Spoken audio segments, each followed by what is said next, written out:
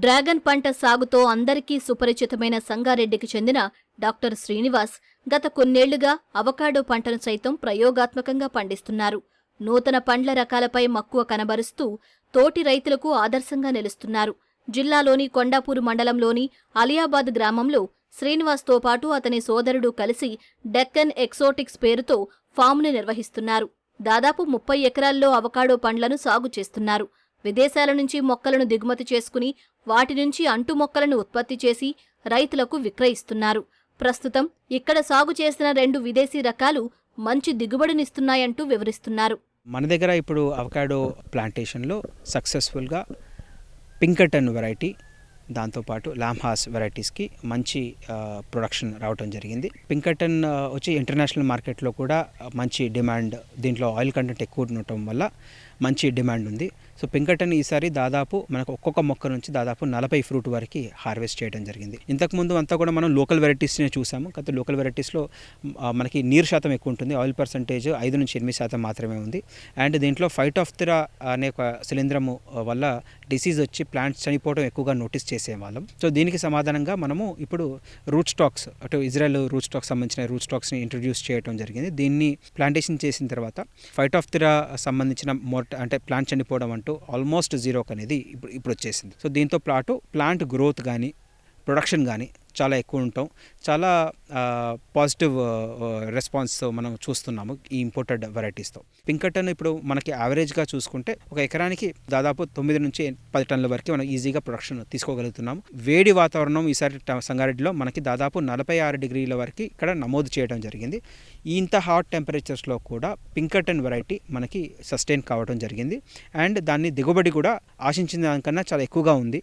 అవకాడోకి route stock అనేది చాలా important and raised bed systems అనేది కూడా చాలా ఇంపార్టెంట్. సో ఈ కొత్తగా ఇప్పుడు మనం ఇజ్రాయేలీ నిపుణుల సలహాలు మనం తీసుకొని ఇక్కడ కంప్లీట్గా ముందు ఫ్లాట్ సర్ఫేస్ పైన మనం ప్లాంటేషన్ చేసేవాళ్ళం. ఇప్పుడు అంతే కంప్లీట్గా రేజ్ బెడ్ సిస్టమ్స్ చేయటం వల్ల ప్లాంట్ గ్రోత్ కానీ వాటర్ రిక్వైర్మెంట్ కానీ తగ్గటం జరిగింది. ఈసారి సమ్మర్లో మనకి 46 టెంపరేచర్ వచ్చినప్పుడు దాదాపు ఫస్ట్ ఇయర్ ప్లాంట్లో 8-10 లీటర్లు ఇవ్వటం జరిగింది. సెకండ్ ఇయర్ ప్లాంట్లో 18-20 లీటర్లు, 3 సంవత్సరం నుంచి దాదాపు 30-40 లీటర్లు వాటర్ ఇవ్వటం జరిగింది.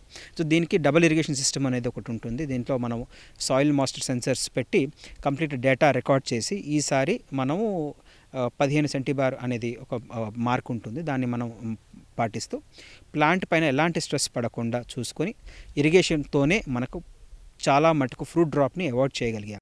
స్థానిక అవకాడో రకాల్లో వేరుకుళ్ళు సమస్యగా మారి మొక్కలు చనిపోతున్న కారణంగా ఇజ్రాయెల్ నుంచి మేలు రకం విత్తనపు మొక్కలను తెచ్చి వాటిని అంటుకట్టడం ద్వారా మొక్కలు చాలా వరకు ఆరోగ్యంగా పెరుగుతున్నాయని శ్రీనివాస్ చెబుతున్నారు.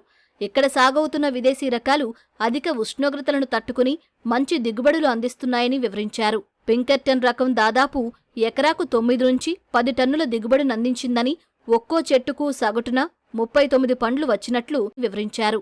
ఎకరాకు 200-220 మొక్కలు నాటుకున్నట్లు తెలిపారు. అవకాడో పండ్ల నుంచి నూనె ఉత్పత్తికి కూడా రంగం సిద్ధం చేస్తున్నట్లు తెలిపారు. అవకాడోకి పెద్దగా పురుగులు తెగుళ్ళు అనే ఎక్కువగా ఉండదండి. ద మేజర్ ప్రాబ్లం మనం చూసేది వేరుకుళ్ళు, అది కూడా ఫైటోఫ్థరా శిలీంధ్రం వల్ల రావటమే.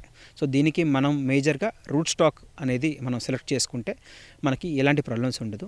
అండ్ గ్రోత్లో ఒక్కొక్క భూమి రకాన్ని బట్టి రాగడి భూముల్లో లేదా సున్నపు భూముల్లో లేదా ఎక్కువ సోడియం కంటెంట్ ఎక్కువ ఉన్న భూముల్లో కూడా అవకాడో పండించడం జరుగుతోంది. కాకపోతే దీనికి స్పెసిఫిక్ రూట్ స్టాక్ మనము భూమి పరీక్షలు అంటే సాయిల్ అనాలిసిస్ చేసుకుని దాని తగినట్టు ఉన్న వెరైటీ రూట్ స్టాక్ని చూస్ చేసుకొని వెరైటీ మనము గ్రాఫ్టింగ్ ప్లాంటేషన్ చేసి మనము మంచి దిగుబడులు తీసుకోవడం జరిగిందండి. అంటు కట్టిన చెట్టు లేదా సీడ్లింగ్ ఆరిజిన్ అంటే ఇప్పుడు మనకు గ్రాఫ్టెడ్ ప్లాంట్స్, అన్గ్రాఫ్టెడ్ అంటే సీడ్లింగ్ అంటే మనం ఫ్రూట్ తినేసి మనం ఇత్తనం పెట్టేస్తే కూడా అవకాడో ప్లాంట్ మొలుస్తూ ఉంది. నర్సరీలో చాలామంది ఈ మొక్కలు అమ్మేస్తున్నారు, రైతుకు అవగాహన లేదు.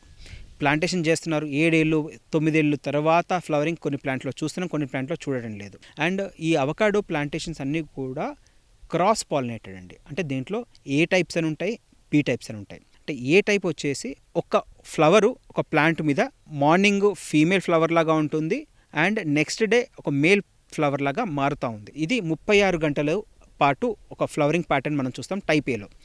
టైప్ బిలో వచ్చేసి దాదాపు 24 గంటల ఫ్లవరింగ్ ప్యాటర్న్ ఉంటుంది. అది మార్నింగ్ మేల్ లాగా ఉంటుంది, ఈవినింగ్ ఫీమేల్గా ఉంటుంది. 90% ఏ ప్లాంటేషన్ చేయాలి, 10% అనేది బీ టైప్ అనేది ప్లాంటేషన్ చేయాలి. సో దీనివల్ల ఫ్లవరింగ్ సక్సెస్ అనే రేటు ఎక్కువ ఉంటుంది.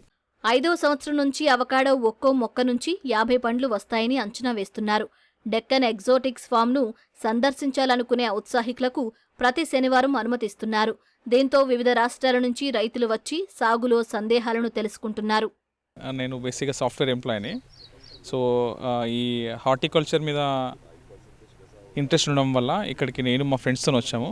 సో డ్రాగన్ ఫ్రూట్ గురించి తెలుసుకున్నాను యాక్చువల్గా నేను. సో అది బేసిక్గా మన హెల్త్కి చాలా యూస్ఫుల్ అని మేము తెలుసుకున్నాం. సో అందుకు ఇక్కడ ఈ శ్రీనివాస్ డాక్టర్ గారు సో ఇన్ఫర్మేషన్ తెలుసుకొని ఇక్కడికి వచ్చి సో దీన్ని అంతటా గైడ్ చేసి ఈరోజు సో చూసుకున్నాము. డ్రాగన్ ఫ్రూట్ ప్లస్ అవకాడో రెండు ఉన్నాయి. బేసిక్గా ఇక్కడ మన అవకాడోలో 3 to 4 వెరైటీస్ మాకు చూపెట్టారు. ఒకటి పింకటాన్ అని, సో లామాస్ అని, హ్యాస్ అని.